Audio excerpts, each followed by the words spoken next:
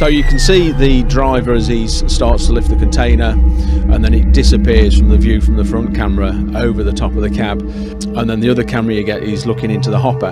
And as you can see from this video, despite doing all the checks we can, there was still somebody in this container.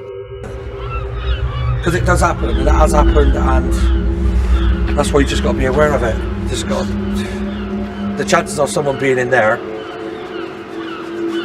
maybe minimum, but they could be in there. So this is what we're going to do every bin, every time. We're going to check it. A recycling centre near the docks in Bristol. Thousands of tonnes of plastic and cardboard come through here each day. In 2014, staff here called the police after finding human remains in a bale of cardboard. The fingerprints were matched to 34-year-old Matthew Simons. He'd been turned away from a homeless hostel a few nights before after getting there too late. CCTV showed him sleeping on a bench before, it's thought, he crawled into a recycling bin in the back of a shopping centre. When something like that happens, it is absolutely devastating. There's nothing that can be said or done for the families because whatever happens, we can't bring these people back. You looked into it afterwards. Was there anything that could have been done in that case differently? Honestly, I don't think there could have been. I really don't think there could have been. The driver checked the bin. We've got evidence that the driver checked the bin. And that's the worrying thing about this. No matter how well we check our containers, there's absolutely no guarantee that we're going to find everybody. It happens far more often than you might think. These cameras mounted on bin trucks spotted not one but two people jumping out of larger recycling bins seconds before they were picked up. And this footage, taken at night in Nottingham, shows how dangerous it can be. A large container is picked up and the contents dropped 20 feet. A camera inside the compactor itself shows what happened next. He was very, very lucky. We managed to get him out. Anybody really that goes through a tipping motion into a truck is very, very lucky. Generally, you're going to be falling onto some waste which is soft, so you've got a little bit of a cushion landing. But if you're not seen, and you know the driver compacts the waste, the issue is you won't be seen until we get to the transfer station. Getting an idea of the scale or size of this problem is difficult. Biffa is just one waste management company in the UK. In the year to March 2014, they found 31 people in their bins. A year later, that had risen to 93, and in the current financial year, which finishes at the end of March, they have already found 175. I think there's a combination of factors. Certainly we are putting more effort into our drivers, ensuring they report every person that they found in or around our waste containers. But undoubtedly, I think the numbers of people homeless and needing to sleep rough are increasing as well.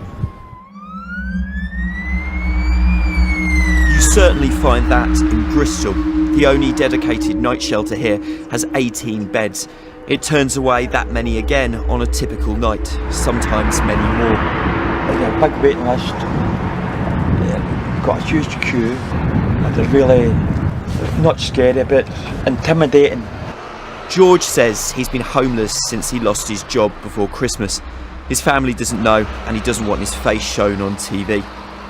At the park, you do get abused and kicked and stuff like that, so the bench can hide so nobody can see you, but you've got to not sleep because if they pick you up then you're in trouble, so you can't not, you know.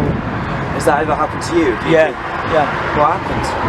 We just up the road there, the truck came, it was behind the Tesco's, the truck came, I was nodding off.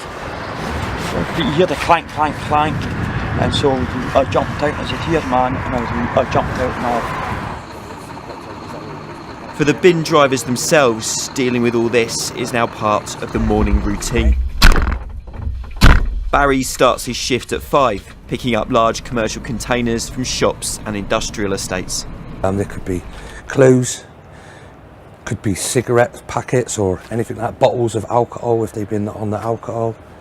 So really some of these things should... All the bins do have locks to stop people getting inside.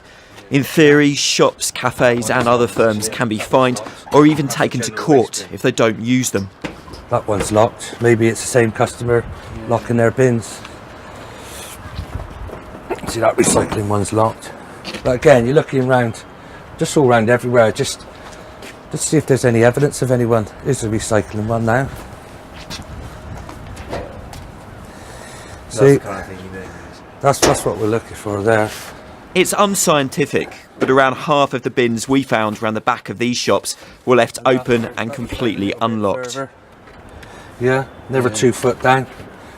Could climb in there, put this lid up.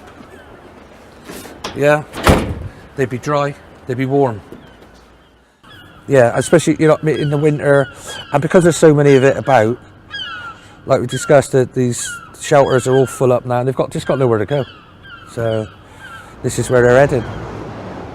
Another problem is that we sort and recycle so much more waste these days. That means those large bins are often left unlocked, full of dry cardboard and soft plastic. Shift the cardboard about, just in case anyone underneath it.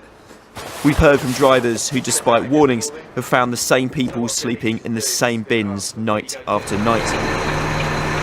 I need to keep my eye on the camera, which is fixed on the top roof. The trucks are fitted with cameras, so they should be able to see what is thrown inside.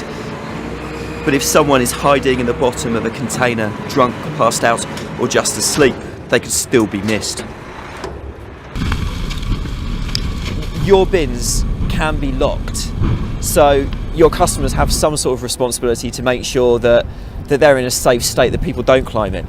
Yeah, every bin that we supply to our customers is lockable. There is a device on there that they can lock and secure the containers. Not all of the bins that we go to are locked. People don't do it. People don't do it. But they have a responsibility. Everybody has a responsibility. It's a UK-wide problem for everybody that produces waste. The government says no one should have to sleep rough, and it is now increasing some funding to tackle homelessness. The only surefire way to cut the risk is to reduce the number on the streets. Figures out last week show the opposite is happening. The number sleeping rough in Bristol has more than doubled in a single year.